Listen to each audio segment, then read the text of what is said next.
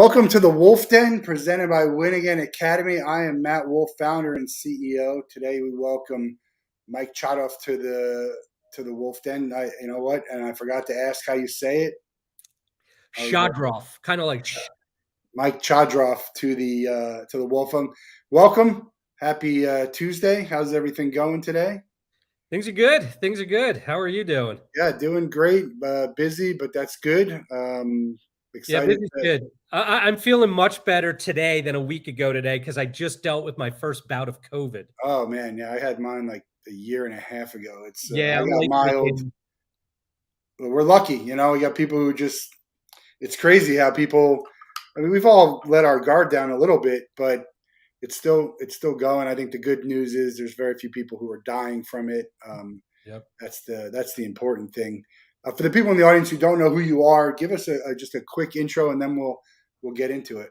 Sure. So I'm Mike Chodroff. I am here representing the Ripple Center, where I am the founder and CEO of it. And essentially, we're a 501c3 nonprofit organization that's focused on molding social impact entrepreneurs. What does that mean? That's usually the follow-up question. Yeah. So social impact entrepreneurship, I mean, if you break it down, right, entrepreneurship is typically the one everybody knows. It's running a business or an enterprise, an organization, where the social impact piece is, the way that I like to look at it is, how are you building an organization or a business, but through the lens of people and planet, so that, capitalism is here to stay. Make all the money you want, right? Profit, profit, profit, but not at the expense of people and planet. So how are you thinking about human equity and dignity and environmental stewardship when you are building your business or providing your services and goods? So that's sort of, that is there's a couple of different ways to look at this, because I think it's very possible where you can be planet friendly but not people friendly, and then people friendly but not planet friendly. And some people might care more about one or the other. Some companies, organizations that just might be like, sometimes you have to have the expense. I'm not saying you have to. That's not, have is not the right word. Sometimes you, at the expense of one or the other, to have both. The planet part, well, we'll talk about all of it, but the planet part, is that in the sustainability world? 100%. Right. So when you think of, all of the resources that we use to create products, um, those are finite, right? They can constantly replace itself. And I know there's statistics that are saying at the rate at which we're going, we're using up the equivalent of 5 Earths um, over the next 20 years. So, that definitely is a sustainability piece. That is not something that is going to be sustainable for the planet, which in turn, right, is not going to be sustainable to support people. What do you say to the people who say either it's not going to affect me, or it's not going to affect any of us because we're talking a century down the line? Yeah, I would tell them, like, you really should take a think back to some of your fondest memories of even seasonal stuff. Can you definitively say that those things are still the same that they used to be? We are all quietly affected in one way or another. Even regarding supply chain stuff, I know that, a lot of it had to do with COVID and business systems that were in place, but the availability of certain products isn't because of, shipping problems. It's because of climate issues, right? Or prices, inflation aren't necessarily because of items being, that are stuck in warehouses overseas. It's because the forests in which some of these products are being grown are actually not producing nearly as much. So when you really want to break down, is it affecting me? I guarantee in one way or another, it's affecting everyone. I mean, there's a lot of things that affect everyone who just, people don't care. I think that's, people don't care. It's a very about a lot of things. I'm not just talking about this. it's kind of, it's disappointing, right? I mean, you look at the people and the companies, and they just like, they don't care. It's hard to, I think some of that's going to be hard to sort of change their minds, is to find out why they should care. So I guess, do you focus on the people who are wanting to do it, the people who you think are right in that space where you might? How much Yeah, energy do you put there's, towards those three categories? yeah, there's so many layers to just that question. Yeah. Um, because the reality is, right, one of the reasons, well, I should say pretty much the ultimate reason that I came up with the name the Ripple Center, is that every decision that we make, and this could be, Matt, between you and I, right, or me as a business owner that's, a Fortune 500 company, every decision that I make has a ripple effect. And the goal is, how are you going to try to make sure that that is a positive ripple effect, that those impacts that you're having, that you're putting out into the world, are good ones. Um, and we're talking about systems, right? So what you're saying is, we have these huge systems that are already in place, and they just seem to be barreling down the road without thought as to the impact that they're having. Truth be told, there are actually a lot of really great businesses that have been around for a while, many of them that are popping up now, that are beginning to put this, and I like to call it systems thinking, into place. That's not a new term, but how are you looking at things not in isolation, but as part of a system? Right. One of the benefits, I was, for years and years and years, I was an environmental educator. Um, and one of the really interesting theories that I had heard about was something called the Gaia hypothesis. Gaia, goddess, Mother Earth, is this theory that, if you remember back in school, we were always taught, okay, here you have like the oceans, and then you have the rainforest, and then you have your, this ecosystem. And the Gaia hypothesis is, there's just one big ecosystem. Whatever happens here on the planet is potentially affecting the other side of the planet. And everything, including humans as just one species, right, is interconnected. And all of these things have an interplay with each other. So, in order to take care of the planet, you have to really break it down and take care of every species that is here. And, therefore, how do you incorporate that into the concept of business?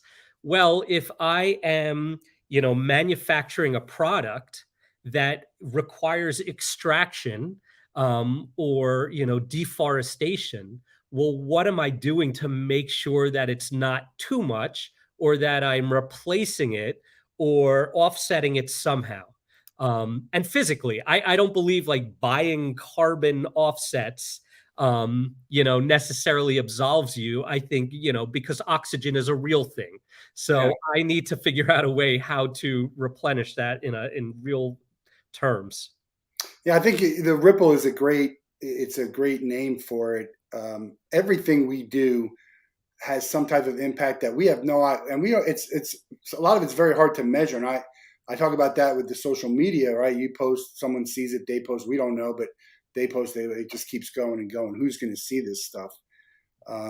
So ripple it's a huge, we should do our part, right? Try and help others do their part, but understanding that as we do our part, it's just organically going to be out there for others to see. All right, as an example, when people see you do stuff, I go to a festival called the Tortuga Festival, and it's all about the ocean conservation. And man, if it's not, it's all country, drunk, music loud, and they just leave stuff everywhere. They don't take any effort to keep the beach clean. It gets cleaned up, and there are people, we walk around, but it's like, that's the irony of it. The people who are loving this festival and want to come back every year and have it be bigger and better they don't care about the cause, on what it's there. And I'm not saying everyone should be there and, everyone should be bringing a thing around, but there's just, it feels like there's just as much energy to do bad with the environment as there is to do good. And that's almost with anything, right? To be nice or to be not nice, or right? Short of just leaving your supermarket cart where it is, which there was the theory of, if you don't put that back, you're a bad person. Have you seen that one? No, but I can imagine where you're going with it, but I have not seen that specific one. Yeah, so it's like there's just as much energy to be bad towards the environment as there is to be good. Yeah, I mean, I was just having this conversation actually with my sister. I think one of the things that has clearly changed over the last generation or two is the immediacy at which we're used to getting stuff and the convenience of it, right? It takes a little more effort now and patience and thoughtfulness, right? To say, okay, you know what? And I'm going to use the easiest of examples as a plastic water bottle, right? It's so easy to just go to the store and grab a 24 pack and bring it home and have them in the fridge and grab them when you want them and take them on the road. Um, but what most people don't think about, what is the ripple effect of just that plastic water bottle, right? So think about it. Most people, oh, it's a plastic water bottle. It's okay. I'm drinking the water and I'm going to recycle that bottle. Like I'm doing my part. Well, I think at this point, and not for a lack of effort on the part of consumers, but even if 100% of people recycled their plastic water bottles, only 6% of plastic in the US is getting recycled these days. And that's because there's no market for it. So that plastic water bottle, let's break it down. What is that plastic water bottle? Well, it started off as petroleum, right? That plastic is oil. So in order to get that plastic water bottle, right, oil had to be extracted from the earth, which requires machinery that's putting off, right, emissions and carbon dioxide and greenhouse gases, right? They get the oil, they have to send it to a refinery. The refinery, refines it, has to send it to another facility in order to turn it into plastic. That company, then has to send it off to the water bottle, to the water company that they're filling it with who knows what water, because believe it or not, Matt, our tap water has more regulations than bottled water. And then it has to get shipped to the supermarket. You go drive, you buy it, you bring it home, 5 minutes, and then you throw it out or recycle it. Versus, getting a reusable water container that you just fill up and put in your refrigerator. So we use a lot of the water bottles, but when you go to events, you can't necessarily bring that water bottle in, and water is becomes so expensive. One of my biggest pet peeves is the amount of money people charge for water at an event, and they won't let you bring in your water bottle. Now, some of them have refills. If you buy their stuff, you can refill. And then I'm at an event that has water in a can, aluminum can. But if you go into a certain area, you have to pour that into a plastic cup, and that's a sponsor, and they're selling it. You got to pour it into a plastic cup to go into this area because they don't allow aluminum. And this is where I believe, right, the beginnings of a revolution are coming in terms of how things are done. Because there are now festival companies that are zero waste festival companies.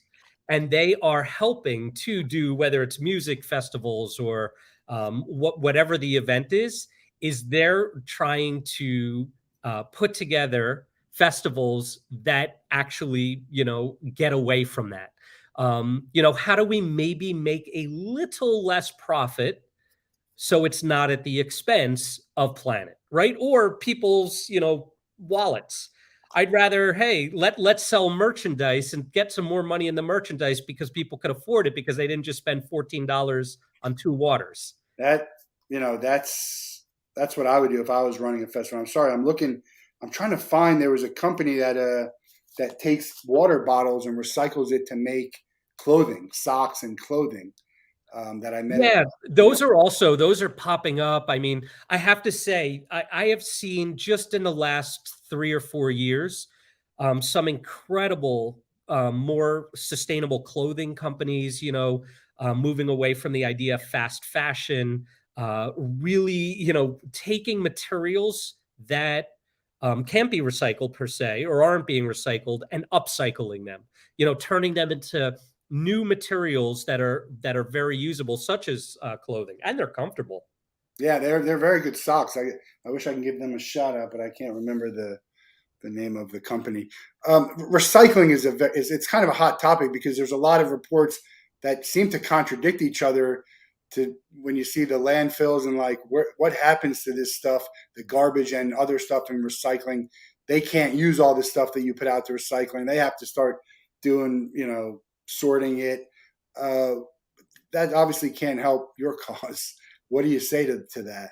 Yeah, same thing. It's all about the mindset and, how are you looking at it? So, for example, from a business point of view, and I'm gonna kind of throw in some plugs here. So, as part of the Ripple Center, our first main program that we've launched is a fellowship program. So this year, starting this past August, I have 13 young adults from around the country that we have offered scholarships to. So they don't pay a dime. For our goal is to mold them into the social impact entrepreneurs, for them to start businesses that they have already had ideas about, so that they can start companies and that will ripple out into the world.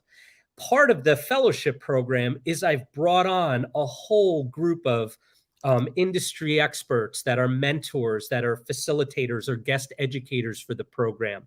One of which is this amazing, experienced woman by the name of Denise Coogan. She works for Subaru of North America, and she is their director of the environment.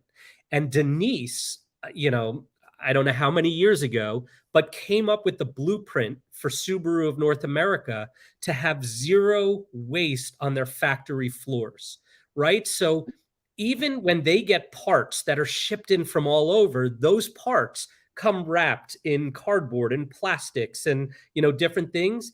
She has created the plan so that every single item gets either shipped to the proper recycling facility or can be reused in a different way. And at the end of the day, it actually, their bottom line is better off for it. We had this great conversation, and I can't really, go into the details because it was probably 200 conversations ago. But she talked about how, Subaru ended up saving money by taking the time to set up all these systems. And even now, all the employees, like, it's almost like you could play basketball. Hey, this one gets shot into here and this one goes into here. Since then, dozens and dozens of other Fortune 500 companies, Boeing and other ones, have actually utilized Subaru's blueprint for the zero waste factory floor model. Yeah, I mean, then that's a ripple effect right there. A lot like people don't want to be the first. I used to think everyone wants to be the first to do something. They don't. They don't. They want to see it, and then they'll do it. So when you have a case study like that and a use case like that, it's very helpful. Oh, no doubt, right? I could see, where did you screw up, and where are things not working, so that, like, you work out the kinks for us, and then we're on board. But the good news is people jump on board for those positive effects. Yeah, I mean those are huge companies, and they can make a big impact. But there's a lot of it feels like it falls into the category of a bunch of different categories. There's the categories of people and companies who are in the sustainability, business. That's what they're doing. That's what their company is about. And then there's companies, big and small, like a Subaru, or it could be a small company that could make changes. They're not about it, right? That's not what their company's about. But maybe their mission statement, maybe their brand, they want to be more like that. Who do you work with mostly, and what where would you like to be working with at the Ripple Center? Wow, that's a great question. So, you know, again, all of the individuals that are affiliated with the Ripple Center as volunteers at this point, come from the whole spectrum of different sized organizations and companies. So one of the other pieces that I've added to the Ripple Center is a YouTube channel called Ripple on the Road. And what I've been doing is kind of traveling around the country and interviewing individuals, organizations, businesses that have impact built into their formula. And this is, I've been to, just recently, I was at a boutique um, investment firm in New Jersey. And, their focus is on all of their investments are vetted for how they are dealing with both the planet, but also with people, right? As far as equal, opportunities for equality in terms of pay, in terms of um, racial equity issues, even religious organizations. How are their investments on kind of vetted on a value system? I've been to There's this great company called Pete and Jerry's Organic Eggs, right? I've been up there. I would say they're a medium-sized business. And they also are looking at small farms, right? Small farms, which are the backbone of our country, are getting gobbled up by these big conglomerates that don't really focus as much on the fair treatment of small farms and farmers and fair wages. Pete and Jerry's is still allowing like autonomy, but like, how do you make sure that you're raising healthy hens so that you're giving them organic food and free range? And then also, when it comes to their packaging, they have plastic packaging, but it's all plastic that is, again, upcycled, right? They take plastics that could not get recycled and turn them into their packaging. And then they have a program where you collect 10 packages and you could send them back to Pete and Jerry's so that they'll reuse them. I went to a brewery up in Vermont called The Alchemist, and they make a great IPA called Heady Topper. Quite a few people are familiar with, but they have systems on the floor also of making sure that some of their waste product doesn't just go down the drain, and that they're hiring as equitably as possible, whether it's because of age, whether it's because of neurodivergence, all these different things. So to answer your question, really, it's like the whole gamut. And the fellows that I'm working with, some of them came in not having a specific business idea, but knowing that they wanted to be entrepreneurs and they wanted to understand both the social justice and the environmental justice issues that go into business building.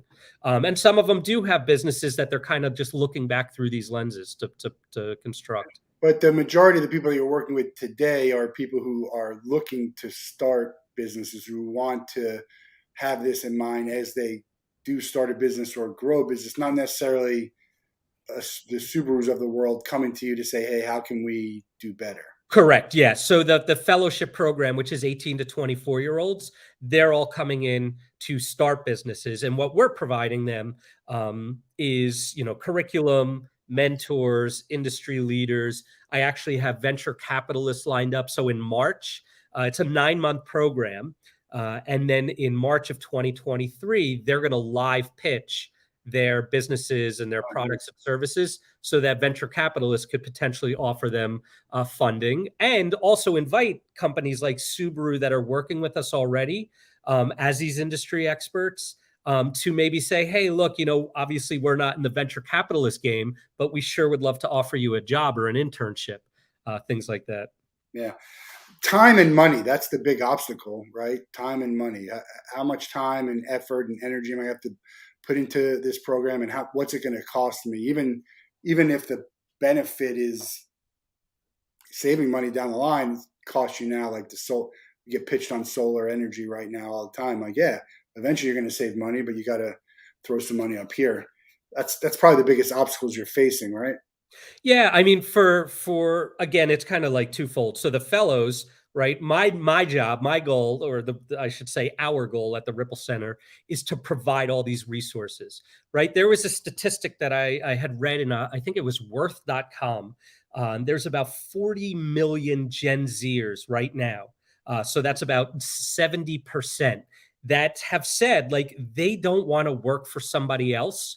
They want to run their own businesses, and they want them to be impact businesses, or they also want to work for an impact company, right? They're willing to sacrifice salary to work for a company that's doing the right thing. And that's where they're also, right, voting with their dollars, right? They're also spending money with products and services that are doing the right thing. So part of our thing is, of these 40 million Gen Zers that want to start potentially these social impact businesses, the problem, like you just said, Matt, is that, customers, capital, guidance, those things are just not available to them.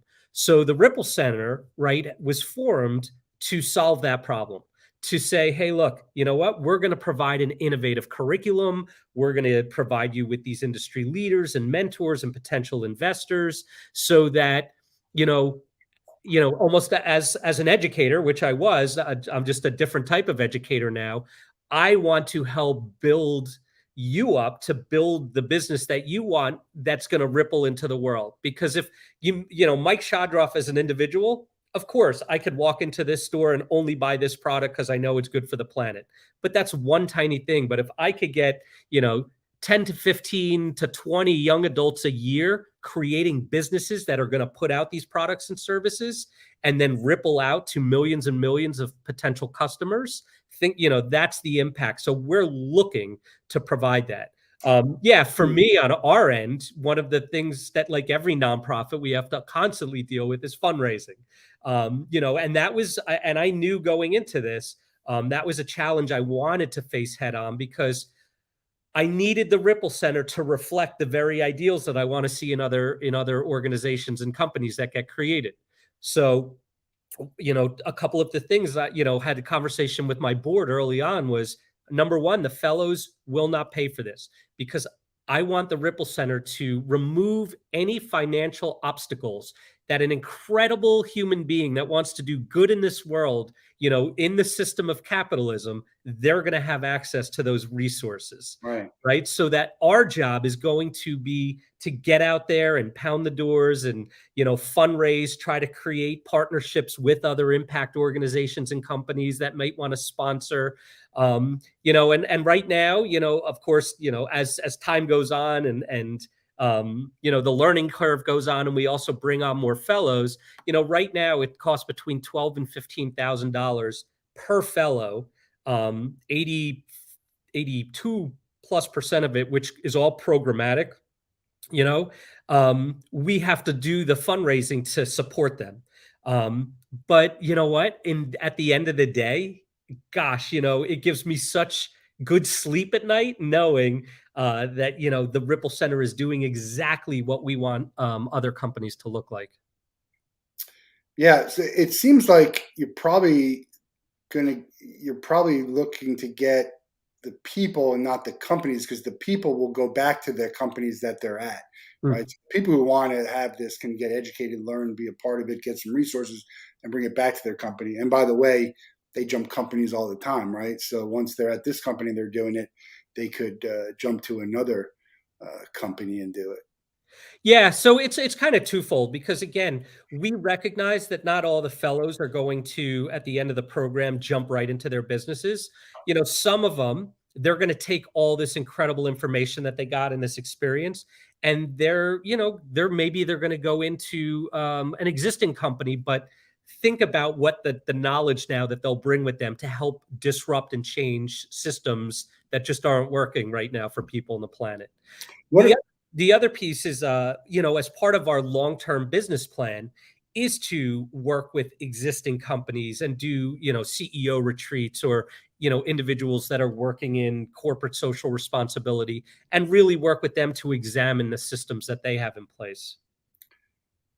Yeah, corporate responsibility, even the DEI on the people side and social justice, it's come to the forefront, which certainly is going to help you. Global warming is a big topic. I,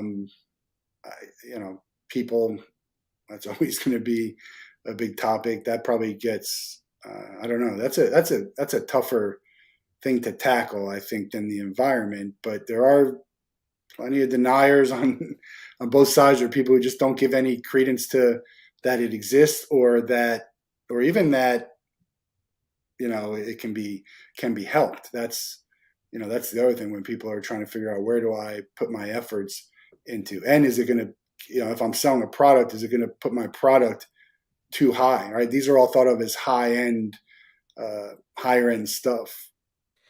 Yeah, I Yes, thank I you. have moved so far past climate deniers at this point. Yeah. Statistically, believe it or not, more and more people are starting to say, like, "Oh my gosh, like this is actually a real thing." What I've done in the past, and the other hat that I used to wear, I was the president of an organization in New Jersey that focused on environmental education, and so I'm going to talk about two things you mentioned, Matt. There's the DEI issues, and then there's the climate stuff. Science, fortunately, whether you believe it or not, is true. Mhm.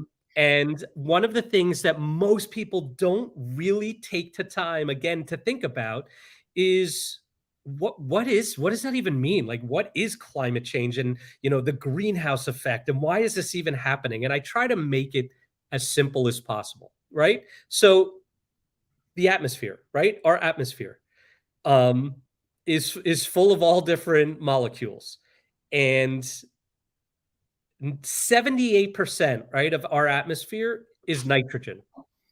Okay, 21% is oxygen. 0.9% is argon, and that 0.1% of the remaining stuff are all these other trace gases, right? One of which is carbon dioxide. So when you hear like, oh my gosh, like there's carbon dioxide is going up into the atmosphere and affecting it, think about it. The word trace means there's just supposed to be a minimal amount. If carbon dioxide is one of the gases that has a direct impact on climate change, right? Think about it. Within that zero point 0.1, so for every 100 bits, you're talking about a tenth of one of those bits is what drives some of the climate change. And the norm has always been around, in order to keep our planet at a healthy temperature, about 350 parts per million.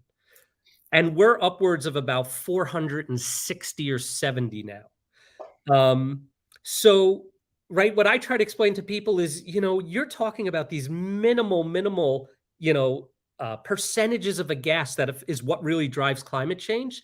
So, when you think about all the things that produce carbon dioxide and then throw methane into it, you can understand why there is such a climate shift taking place. If everyone drives an electric car, are we okay? That's a loaded question. I get asked that all the time, and I say that electric cars are a step in the right direction. There's still stuff that's not great for the environment for that. I mean, we Yeah, I also mean, got NFTs now, right? Mining for NFTs is not good for yeah, with electric cars, again, like if I'm to look at like, okay, what's the ultimate solution? It's not an electric car, because even though it's not putting off emissions, which is half the battle, which is great, you have to ask the question, well, what are you charging the car with? If you're not using fully renewable energy sources, that means you're plugging it in and it's down the road, you're still burning fossil fuels to charge your vehicle. Um, and then, there's the issues with, what are we, right, mining to get the batteries? How efficient are the batteries? How are we disposing of the batteries? So, although I believe it's a step in the right direction, and I would encourage people, with the technology that we have, to try to do your best. I wouldn't say like, okay, we're done. We could stop there, and we're on the right track. As far as DEI goes, climate change is such an environmental justice issue. Most people that are being affected right now directly by climate change are people of color. Um, and I'm talking globally. Even also just environmental issues. Most people of color are living in the communities where they're building all of these plants that are producing carcinogens. The amount of asthma rates that you will find in typically underserved communities or under resourced communities, where you mostly find people of color. There are so many issues that go hand in hand, as far as both environment and human justice issues. Well, how do we help? Oil and gas, huge issue, right? That seems to be a political issue now. Um, oil and gas is huge, but what can we do? What can you and I do, and everyone who's watching this, the one thing they can do immediately to help the situation? Wow, I mean, that's a great question. Um, I honestly, I think especially for anybody who's living in, under a roof with four walls, is to do an assessment, to do an audit of your home and your energy efficiency, um, because think when you talk about systems, right? If the windows behind me are not um, as efficient as possible. And I'm not saying that, again, this comes down to money because I can't replace everything in the house. But, where am I losing heat so that the heat isn't constantly kicking on or the air conditioning isn't How do constantly? you get that test done? Believe it or not, locally, um, most companies that provide you with your electricity, with your gas, will come in and do free audits. They will come with a heat scanner even and tell you, like, these are the areas where you're losing heat, where you might need more insulation, where you have leaky faucets, where you have vent systems that aren't working properly. They will come in and do. There's plenty of companies, and the government actually subsidizes some of these programs. We have aluminum, plastic, and paper. We're talking about. Let's just talk about drinking. Is aluminum the best, and then plastic, and then paper? Is that the best for the environment? So aluminum is the product that's probably most easily recycled. I know, especially overseas, they have where you bring in your aluminum cans, and they have machines that pretty much recycle them and reshape them on the spot. And even when you get them out, they put little markings to show you how many times that they've been used. Can even be cleaned out, repurposed. Um, Gosh, I would say if it came down between plastic and paper, I would say paper is your next bet. As one of the other issues that we face in this country is somehow there was this shift to commingled recycling, which it used to be separate your paper, right? Your cardboard, your glass, your plastics, and it was actually easier. Even though they have facilities and I've been shown them, there's too many things that screw up the systems, that clog things up, that end up getting trashed because of contamination. Yeah, we uh, have two bins, and there's a lot. It's hard. Some don't fall so clearly into one or the other, and then again, what you say, they don't. You can't recycle everything that gets put to be recycled. Yeah, because even like cross contamination with food, like things that have food waste on it, you're supposed to throw out. And although people's intentions are good, right? You get this pizza box and you're like, oh, it's cardboard, but it has oils and grease and cheese on it, and quietly that could mess with the process. Um, we Well, what if just I have a plastic thing of yogurt and I clean it out, so now there's nothing there? Is that Well, then you have to flip it over and see what numbers on the bottom. And then you have to figure out which numbers does your municipality take and recycle. There's at least nine different labelings of numbers. Some, and it from one town to the next, one might take all of them, one might take only two of them. is it Um, better to just throw them all in and let them figure it out, as opposed to not recycling at all if you don't want to take the time and effort? No, like I used to always say, like, oh, let it be on their shoulders, let them figure it out.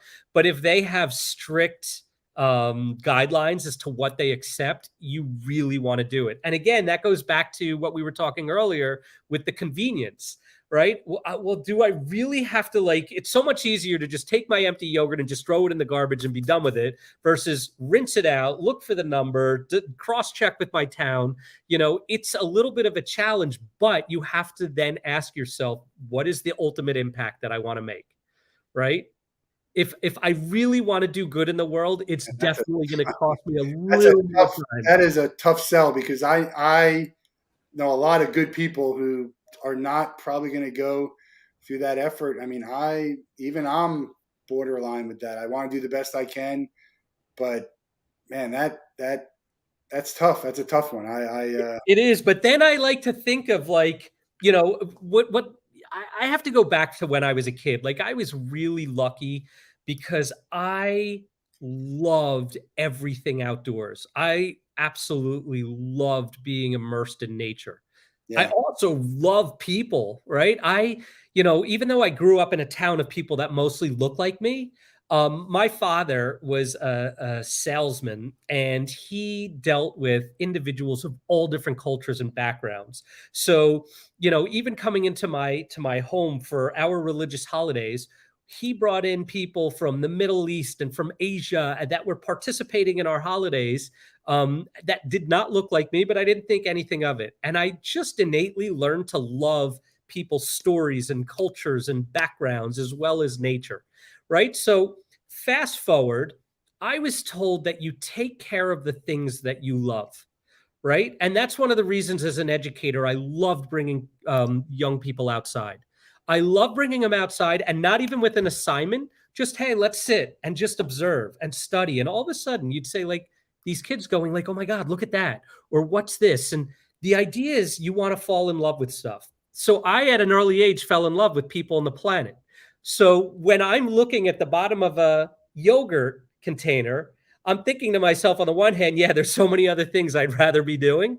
But on the other hand, I'm thinking like, okay, like this is how I show love for people on the planet because I want it to be around for other people's children and their grandchildren. And, that's just the sacrifice that I have to make. And I know it's a tough sell. I get it, but I guess it just comes down to your personal, values and hopes and what you want to see. we've seen results of climate change and but is there any information out there on when it's going to really when the shit's going to hit the fan? If we're sort of either at this level here or even just incremental. Yeah, we are hitting a tipping point probably in 10 to 15 years. Now, that doesn't mean that in 16 years, right, we're going to be underwater, Right. but we're going to begin to see what are called climate refugees. We're already beginning to see them. I want you to think about all of these storms that are getting much bigger and the fires that are getting, the fire season is growing longer and the scope of the fires are getting larger. The drought, think about like you're seeing images of the Mississippi River right now and Lake Mead, where they're discovering all these crazy things because, stuff is drying up.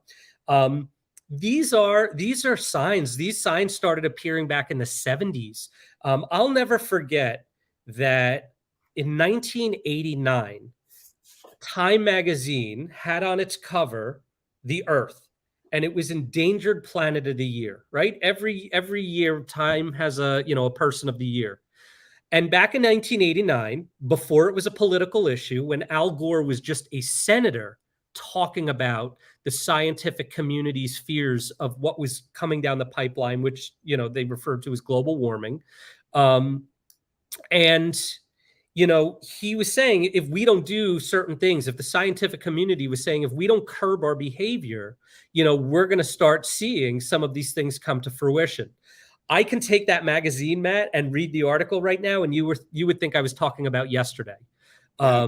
And they're ultimately saying like it's unfortunate, but the carbon dioxide I was referring to that's up in the atmosphere, that sticks around for 70 to 100 years. So whatever you and I are putting into the atmosphere today, it won't dissipate for another 70 to 100 years. So if it continues to accumulate, that's where they talk about a tipping point. We're going to hit a number that we just aren't going to be able to recover from. Yep, and there it is. I keep a copy of that at my desk at home, and it's sad because obviously we also have hit a point in our existence where communication amongst people with different opinions is more challenging. I believe that everyone should step into a conversation not with the intent to win, but with the intent to learn. So some of my favorite conversations are people that do have different Yeah. opinions than me, because I want to hear, where do you get that from? Where does that stem from? You know, how does that build? And I think, unfortunately, what happened was nobody was really thinking about climate change back when that magazine came out as a political issue Yeah, but until, we're 25 years deep and we're still in bad shape yeah. overall. Yeah, I agree. The problem is you think this, I think this, and we're yelling. We need to have that conversation from here. The other problem is the people who think closely are having conversations like this. Mm. Like they're on the same team, but there's a lot of arguing, and it's not playing. I guess playing nice in the sandbox. Yeah, and it's funny because we all have so much common ground, and I'll give you an example, right? Especially being in an environmental organization. On the one hand, and I'll use some stereotypical terms, right? I have friends that are complete tree huggers, right? That they want to do everything and anything to save the trees, and I love them for that, right? They're doing some great work. I also have friends that are hunters and that love to participate in the outdoor sport of, duck hunting, for example. Well, some of my tree hugger friends, right, that want nothing to do with firearms, and the people that participate in in hunting, the hunters want to conserve the ecosystem just as much, because if they don't have that land, they can't hunt, Yeah. right? So, maybe they don't see eye to eye on the firearms issue, but they certainly are on the exact same page when it comes to the conservation and preservation of our natural lands. I was going to introduce the word tree hugger into the conversation. I was trying to figure out how to do it because is that derogatory? Hey, I love when people call me a tree hugger. Yeah. Are It you a tree isn't hugger? derogatory. I always say, look, I can only take offense, right? You Yeah. can't give offense unless I choose to take it. Um, Yeah. Well, I well, think I should say, in that regard, like as a tree hugger, yeah, no, I'm you not gonna. personally. I mean, you could be in a room with them and you might not be offended by it, but everyone around you might. Even people who aren't necessarily part of the group. Um, so yeah, no. But how has it changed? Because I remember when I was in college, that was the first time I really met this group, and it's funny. All the high school, college movies. That's a group, right? That's the group. The tree huggers is the group. How has it changed over the last 20, 25 years? Sure, yeah, I think it's become. Because we used to think they Look, were like the you're stoners, always right? going to That's the have a stoners of the tree huggers. yeah, you're always going to have a spectrum of people, right? Yeah, You're always going to have, whether, let's if you use the term environmentalist, you're going to have a full spectrum of what that looks like. Some of them, right, are absolutely going to be minimalists when it comes to every aspect of their life. Other of them are working in Fortune 500 companies as the corporate social responsibility person, trying to make sure that all of the decisions that their business are making are from an environmental perspective. So I think what we've seen is maybe, the way in which it's changed. It's kind of almost become more professionalized in many regards. Ben and Jerry, who considered themselves hippies and tree huggers, right, certainly moved into the corporate realm, but they are taking those ideals and applying them to their business model. yeah. It's you mentioned people and planet.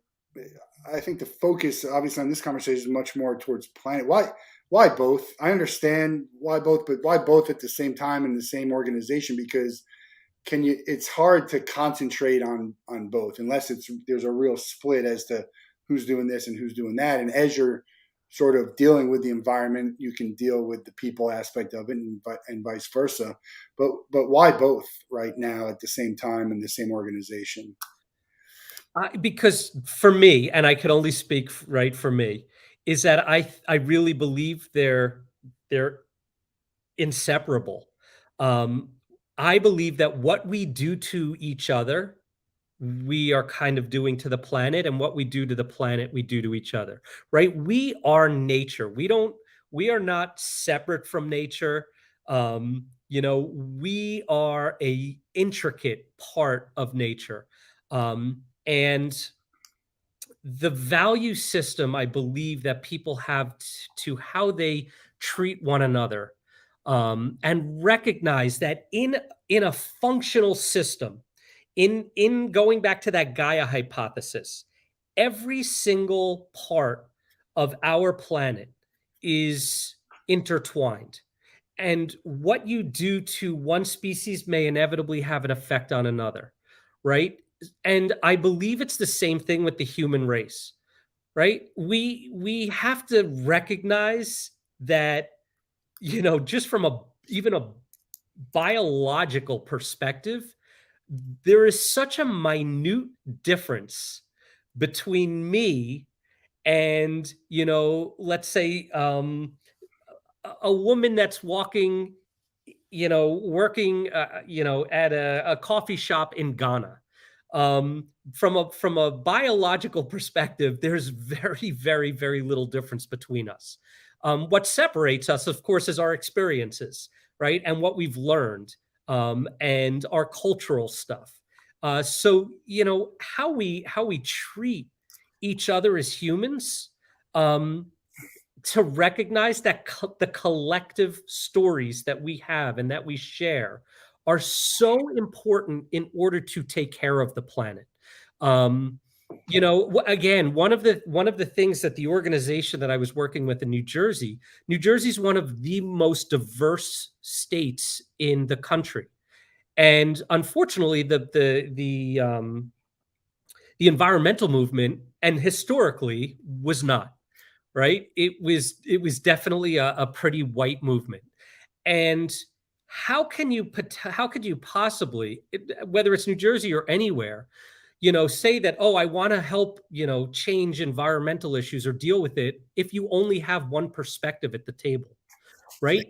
You need everyone at the table. And the only way to have everyone at the table is to have cultural competencies, right? To sit and to listen and to hear from each other and to learn from each other.